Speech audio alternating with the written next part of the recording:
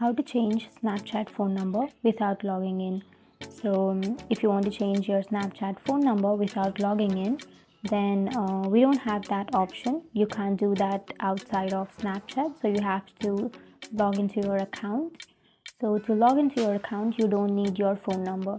You can simply open up your Snapchat application, and then you can simply tap on forgot your password if you have forgotten your password, and then you can choose through email, and here it will give you the reset password option. You can simply enter your email account, and then you can simply tap on submit, and you will get the code to your email address which you have just provided, and you can enter that code here. And after that you can change your password, and then you can change your phone number after that. So without logging into your account, there is no way to change your phone number. You have to log into your account, and then you can change your phone number. So that's it, and if you have any questions, feel free to comment below. Thanks for watching.